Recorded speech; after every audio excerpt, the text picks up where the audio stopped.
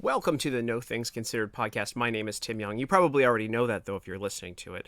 And you probably also follow me on Twitter at Tim Runs His Mouth, or read my columns at the Washington Times, or see me on Fox 5 as a contributor on Friday nights. By the way, I'm recording by an open window because it's gorgeous outside in Washington, D.C. You know, we're all supposed to be staying at home, so that's what I'm doing today.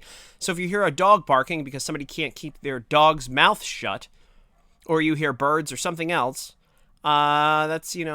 that's that. That's what the outdoors sound like. So we're having a good time, though. Bernie Sanders, this is what I want to talk about. Bernie Sanders just dropped out of the Democratic primary. Well, did he really drop out? He's saying he's suspending his campaign. But the whole problem here is that he's continuing to keep his delegates. He's not handing them over, and he's not removing himself from any of the upcoming elections. So all of these primary elections are coming. He's only behind Joe Biden by 300 delegates, and he says it's impossible to win, but I think he's holding out hope that something might change without spending any money. He's going to go into the convention with all of these delegates and wield his power around just in case there's some sort of a brokered convention and he still has a chance to win. Don't get it wrong. Don't get it twisted. Biden is the presumptive nominee. Of course, he's right now in some sort of a bunker somewhere. They're hiding him so that he doesn't speak publicly or challenge people to push-up contests or forget people's names or what state he's in or, that he's even running for president. So Bernie knows. Bernie knows what he's doing. The DNC knows what they're doing. They want their person who they can control in, and they work well with Biden and those establishment Democrats. Meanwhile, you have the far left, like AOC, who's going to be left stranded. There's so much to unravel here, and that's what I wanted to talk about on the podcast today. I do these with no notes most of the time. You could probably tell. But I want to unravel each piece of this. First of all, what happens to the Bernie supporters? How does the DNC, number one, take a look at full arenas, full parks? Bernie Sanders had the largest Democratic rally of any candidate on the left throughout the entire primary campaign. He filled that park in New York. I think it was like 20,000 people or something. I think that was a little over-reported, but it was still thousands upon thousands of people. And then you look at Joe Biden, who can barely fill a quarter of a bingo hall, doesn't remember his name, physically assaults people who disagree with him, calls people fat, calls people horse-faced pony soldiers, or whatever it is, dog-faced pony soldiers. I can never get it right, because I'm not a confused old man, and I have other things to talk about. Calls names, mouths off at people, can't fill a bingo hall, even a quarter of the way, and he's the nominee over Bernie Sanders. Bernie Sanders, who gets thousands and thousands of people, has young people motivated, has people coming out. What is the DNC thinking other than they know they're going to lose again? For some reason, they think that they can convince people to support Joe Biden, who doesn't know where he is. Doesn't know that he's running for president.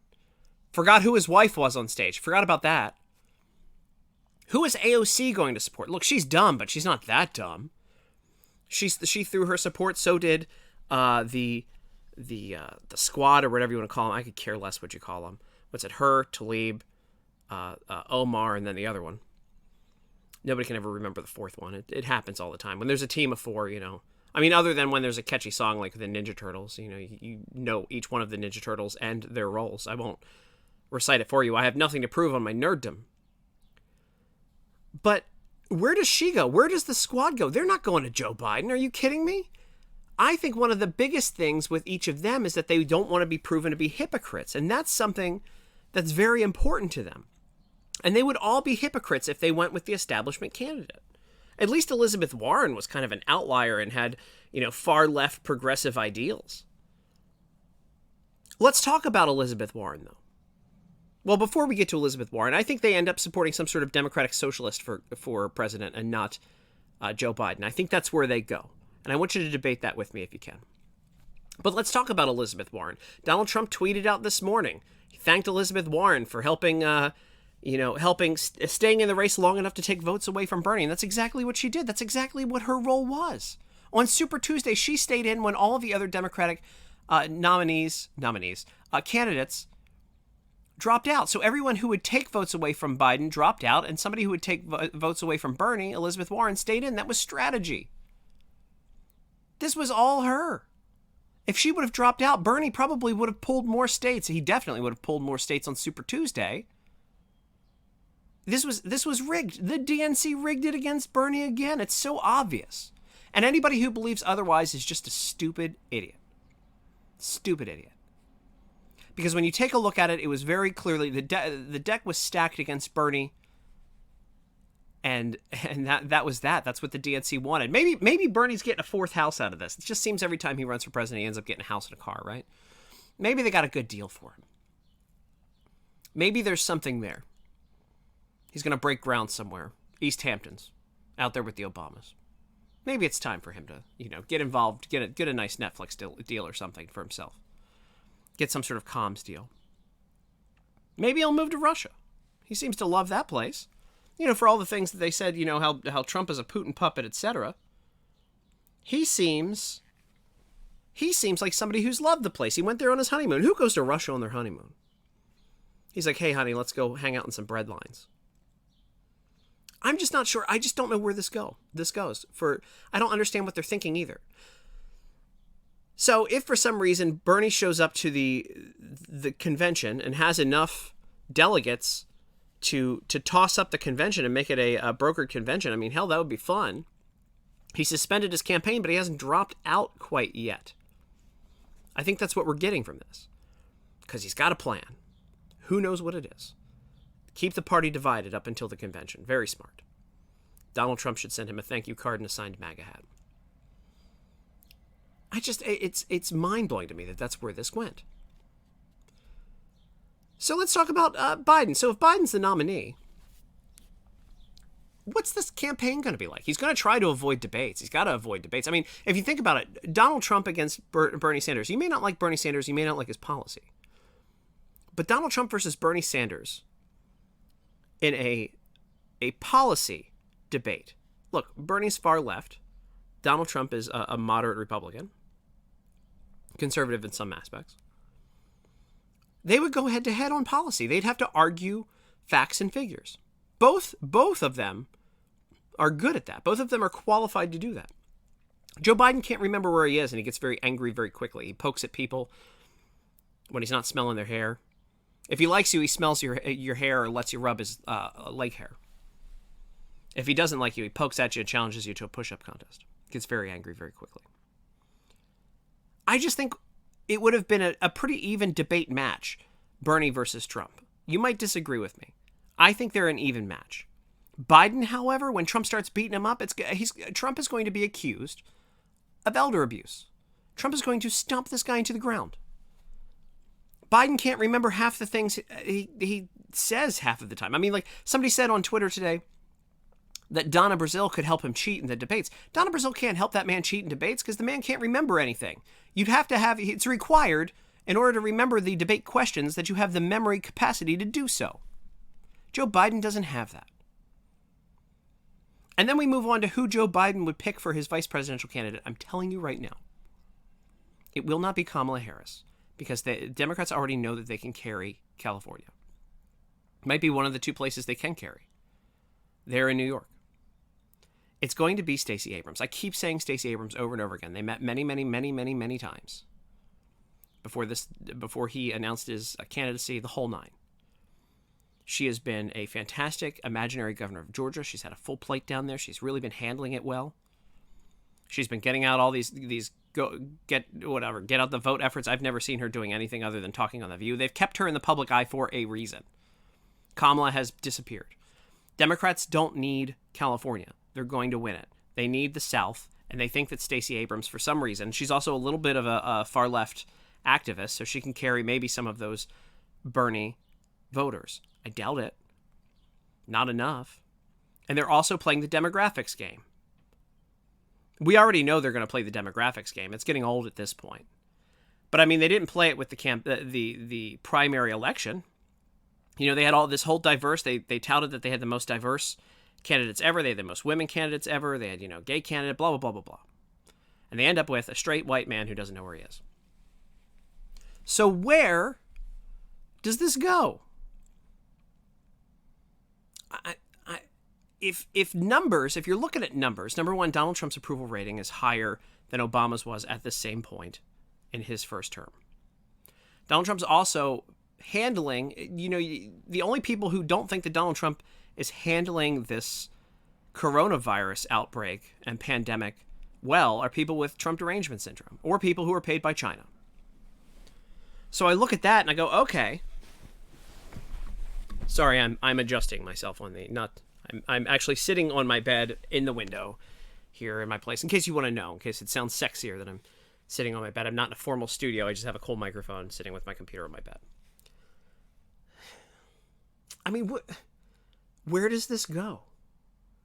If you want to look at the numbers, the NRSC, that's the National Republican Senatorial Committee, just set record fundraising numbers forever in their first quarter of 2020. And those record numbers are nearly double what their best quarter was ever before. Think about that. Now, the Trump campaign's already set record numbers.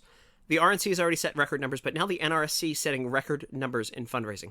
If you think about that, you think about where this is going, then you think about, too, that Adam Schiff, who's lost his mind, and Nancy Pelosi, who's just as bad, are setting up a commission now to potentially go after Trump. They want to investigate the coronavirus pandemic and Trump's response to it. They're going to somehow try to blame it on him. We're going to get to that in a second. To maybe try to move forward with another impeachment? Are you kidding me? That is the best get out the vote effort and best fundraising effort and PR effort that Democrats could have for Donald Trump. That's when they were setting all these record numbers. Last year when, I can't even believe it was last year, when they were doing the impeachment, when they were moving forward with the impeachment inquiry and all of that garbage, the numbers were hitting record highs. They need to leave it alone. Their best bet is letting Trump screw up on his own, which I don't think he's going to do. But if they would have just shut up for 3 years, I think they'd have a fighting chance right now. Sorry. Clearing my throat. I put my hand on my face there too, so kill me. I just don't understand what they're thinking. I don't understand. They have all of these $1 million political consultants, these millionaires that go around and tell them what to do. None of these consultants can be looking at what's going on right now and saying, this is a great idea. Keep moving forward with this plan. And if you're going to go after Trump on the coronavirus thing, if you're going to investigate Trump, surely you look at all of the Democrats, including Nancy Pelosi, who said that it was racist or xenophobic for Donald Trump to close the borders early to China when he was right about that, and encourage people to go out to Chinatowns for food and go to parties and go to, the Chinese New Year parade and go to Mardi Gras and go out and have parties and socialize with people and don't stay in. All of these people said to do that before turning around and saying that Donald Trump screwed something up. You gotta, at some point, people are waking up. People have to be waking up to this. People have to be waking up and seeing exactly what's happening. I had a very good friend of mine who's a very big liberal. Yes, people with different politics can be friends. Who turned to me very early on when coronavirus started and there were these stay-at-home orders.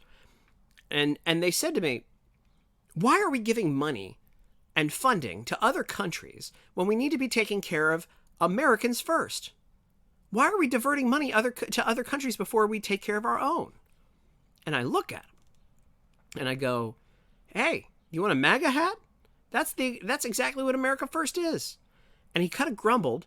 And I go, what did you think it was the entire time? You didn't actually believe it was something racist. The whole concept of America First is that we take care of our own, we take care of Americans before we take care of the rest of the world. And now that we're in a essentially wartime scenario against a pandemic, you look at it and you go, oh, wait, we need to be America first. Why are we taking care of other people? We need to shut down the borders. We need to protect our people. We need to get all of the equipment we can get. Why weren't the reserves stocked up more? Why are our American countries, American companies selling to other countries that aren't America? Why is that happening? Why isn't it America first? Oh, that's because all of our policy before Trump was more of a globalist type policy that wasn't putting America first. And Donald Trump came in and said, no, we need to change that. It's unbelievable. They're going to somehow try to blame Donald Trump when the World Health Organization said that there was no human-to-human contagion or you can't catch coronavirus through human-to-human contact. That's Donald Trump's fault for listening to them? Actually, he broke from them and shut down the border to China. Our CDC saw something different. But somehow that's Trump's fault? What is this investigation going to go into? Then they had hydrochloroquine. Can't believe I remembered that. Without any notes and remembering to pronounce it. When that started showing promise, everyone was like, oh, well, the president said it, so that can't be a thing. Are you kidding me? You hate Trump so much that you're willing to write off a possible treatment? They're still writing it off as Trump touted. Do you think he's winging this? Do you think he randomly... Look, all these critics of Donald Trump say he's so stupid. So if he's so stupid, then where in the hell would he have gotten the idea to treat people with hydrochloroquine? He's not dumb. He's listening to top doctors. He's listening to our top researchers. The guy's smart. As any president would. Listening to our top researchers to try to find a cure or try to find a way to alleviate coronavirus. Now, how in the world can you spin that to be negative? There are people who had banned hydrochloroquine. I think there was a governor or two, lefty governors, who were like, yeah, no, we're not gonna let people take that. Because of Trump, really? Your Trump derangement syndrome would let people die? That's where this is now. I've ranted enough today. I want to thank you guys for following me on Twitter. Thank you for following me here. If you like the podcast, please comment, share, subscribe, click that heart button, share it with your friends. I know times are kind of boring and you're stuck inside the house. I'm glad that I can share with you, and I'm glad that I have the equipment to share with you guys. And a lot of people are trying to dig for money from you. I'm not. I just want you guys to listen and have a good time and be entertained. And thank you all for listening. This is the No Things Considered podcast. My name is Tim Young. You can follow me at Tim Runs His Mouth. I won't say that I'm very, very close as I watch my numbers like a crazy person. I'm very close to 250,000 followers on Twitter, and I thank all of you for following me there. I've been doing some lives there as well. Thanks for everything that you guys do for me, and I'm glad that I can be here to entertain you all and at least provide some levity and some explanation sometimes for certain policies. So, again, thank you for everything, and stay safe. I will come back with more policy and more boring things that I will try to make fun for you very, very soon. This is the No Things Considered podcast. My name is Tim Young. Thanks again. Talk to you soon.